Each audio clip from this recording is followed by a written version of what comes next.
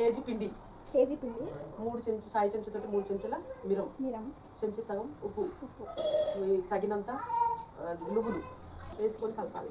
ఇట్లా మంచిగా కలుపుకుంటే మస్తు మంచిగా వస్తాయి. ఇట్లా మంచిగా కలుపుకోవాలి. మంచిగా ఇది